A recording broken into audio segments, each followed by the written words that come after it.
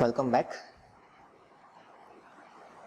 In the previous lecture or previous session, we have seen how to calculate the area of steel, how to do the design of a beam, right, at the mid span. Right, at the mid span, we have done the design of beam. So today we are going to do the design of beam near the supports, right?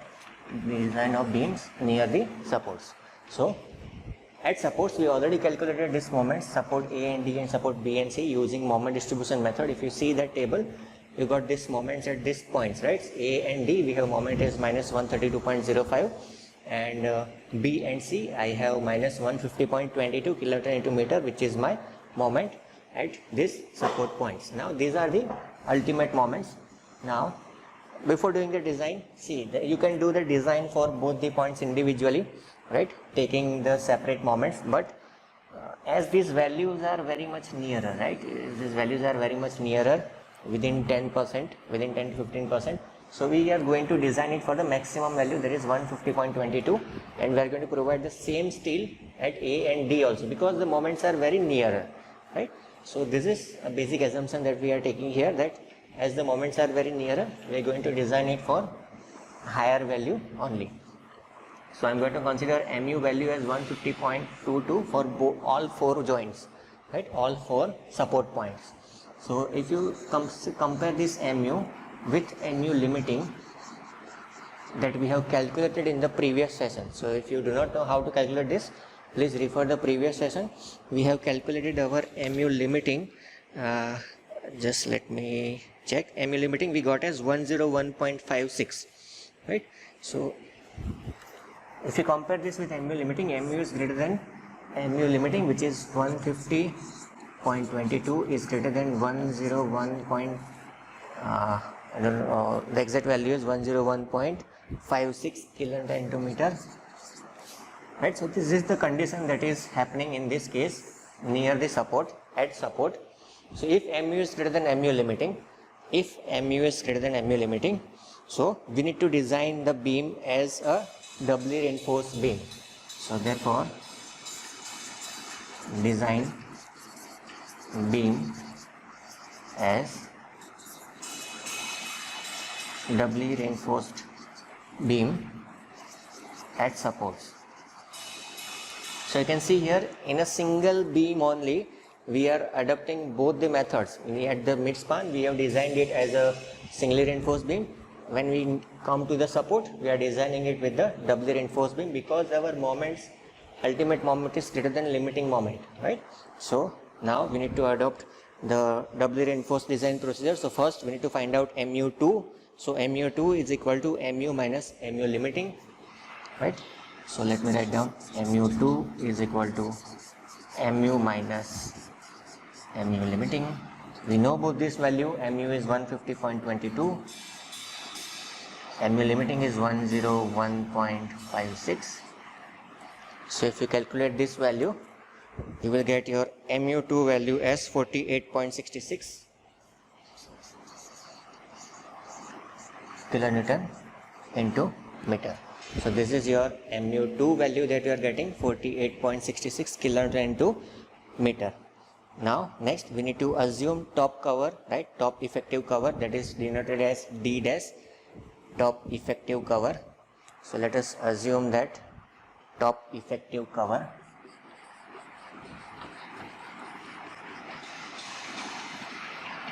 it is denoted as D dash. So let us assume that as 60 mm, right, top effective cover we have assumed as not 60, it is 30 mm, right. Let us assume it as a 30 mm, 60 is too large, right. So let us assume it as a 30 mm. So then we need to find out a ratio, that is D dash divided by D dash divided by small d. Small d is the effective depth from bottom, so which is 400. So 30 divided by 400, we are getting this ratio as 0.075. So let us say rounding up to 0.1, right, let us rounding up to 0.1. So from SP16 table number F, now we need to see SP16 table number F and page number 13. we need to go to page number 13, right? Table number F, SP16. So let's go to that code.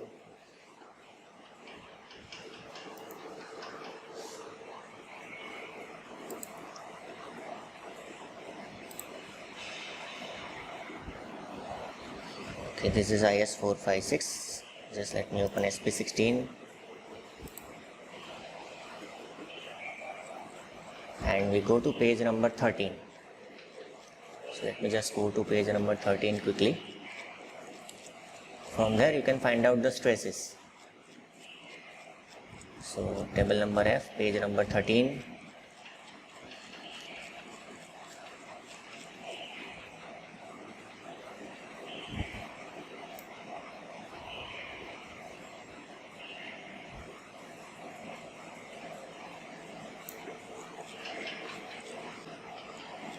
So we are here, right? Here it is, table number F, stresses in compression reinforcement FSC Newton per mm square in doubly reinforced beam with cold work bars, right?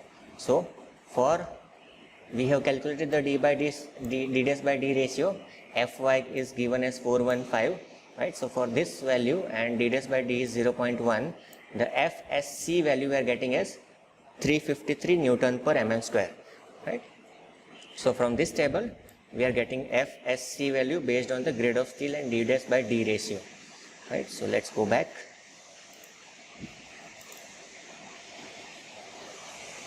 So let's write down our FSC value is 353 Newton per mm square. FSC is equal to 353 Newton per mm square, right? So we got your FSC value. Then we need to find out FCC value also, stress in concrete, FCC. So that we already know from the stress block diagram, which is 4446 FCK or 40.45 FCK also, right? So FCK is 20, right? So if you put 20 here, you will get this value as 8.9 Newton per mm square. So 0.446 multiplied by 20. So you get FSC and FCC. So once we get this value, we need to find out ASC, right? Area of steel in compression, ASC. So to find out that area of steel in compression, next we are going to find out ASC in compression. So rub this.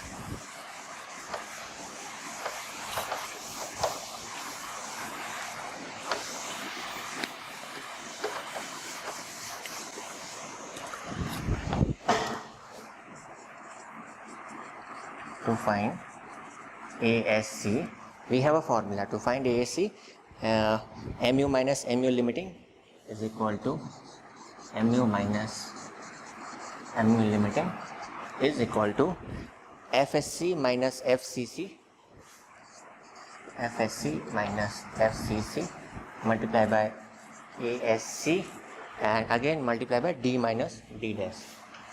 D minus D dash. So in this equation, only unknown, I think it is ASC, right? So let us put the value of mu minus mu limiting. That value we got as 48.66. This is 353 minus 8.9 into ASC. D is 400, D dash is 30, right? So if you put all these values, your final answer is 8.92 to be exact, right? So you can easily find out value of ASC, which comes out to be 382.22 mm square.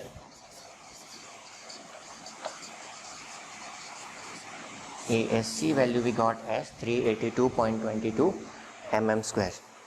Next we need to find out AST1. So to find AST1, these are the standard steps for design of a doubly reinforced beam, right? So we are not doing anything new.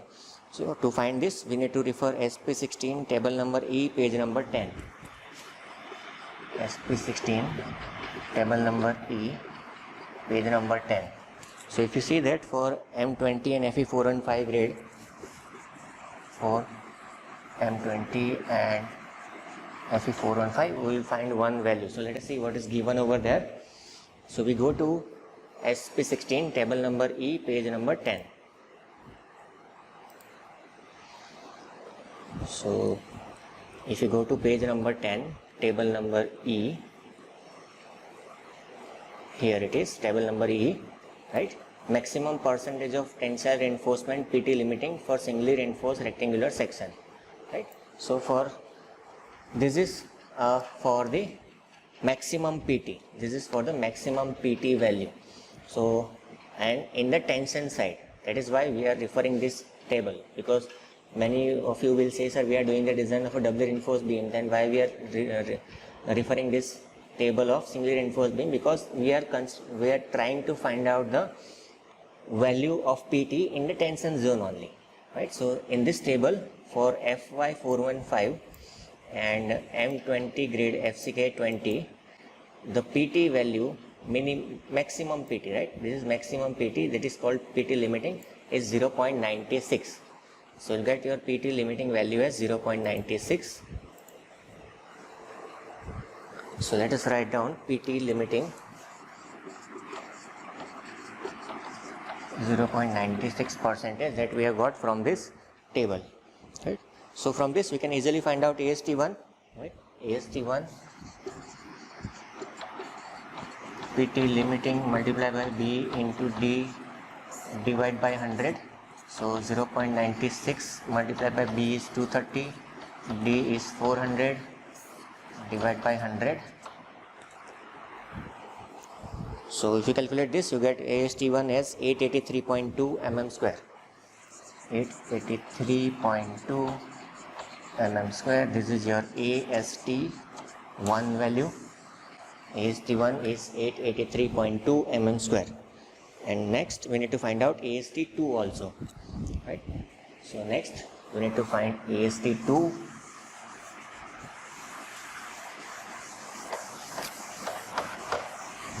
So next, to find AST2, this is my AST2, right? To find AST2, there is a formula for AST2. AST2 is equal to FSC minus FCC multiplied by ASC divided by 0.87 FY. So this is 353 minus 8.92 multiplied by ASC. ASC we got as 382.22. 382.22 divided by 0.87 multiplied by 415. So if you calculate this, you will get your AST2 as 364.25 mm square. 364.25 mm square is your answer of AST2. So after this, last step is to find out total AST. AST is AST1 plus AST2. So total AST is equal to AST1 plus AST2. So AST1 we got as 883.2 plus 364.25. So we'll get total area of steel as 1247.45. 1247.45 mm square is the total area of steel required at support, right? So now we need to assume a diameter of bar, right? After this we need to assume a diameter of bar and find out the number of bars. In beam design we do not find out the spacing, right? We find out spacing only in terms of slab. So here we find out number of bars.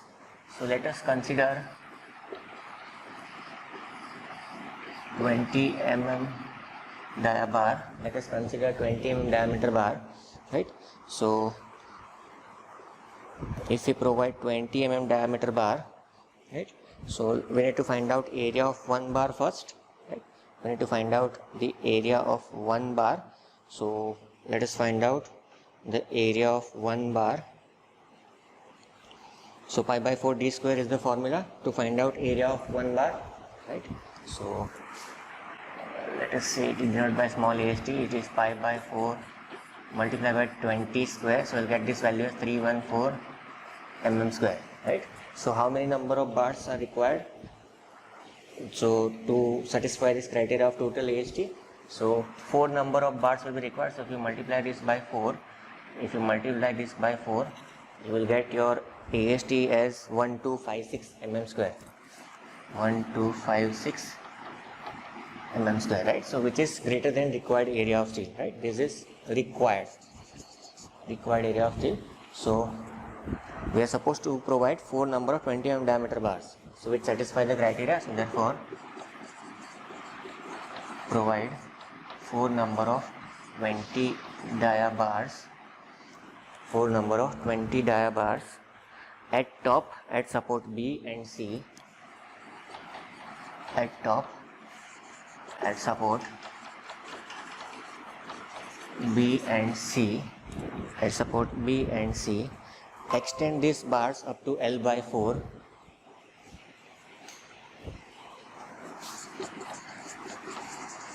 Extend this bars by L by 4 distance, on either side from center, on either side from the center, right? So this is how we can find out the bars at support B and C. Now as we discussed in the beginning also, since the moment at A and D is 132.05 kN, which is nearly same, so provide 4 number of bars 20 mm at A and D at top also, right? Provide 4 number of bars, 4 number of bars 20 mm diameter bar at top, at support A and D also, right? And one last thing, that we have area of steel in compression as 382.22, right? Area of steel in compression is 382.22. We have ASC, we have found out ASC, right? 382.22 mm square. So to satisfy this in the compression zone, let us provide 2 number of 16 mm diameter bars, 2 16 mm bar plus 1 12 mm diameter bar plus 1 12 mm diameter bar. So total ASC provided is 515 mm square.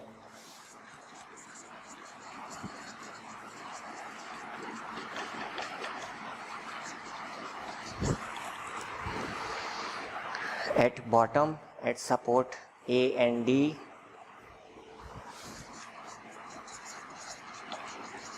at bottom, at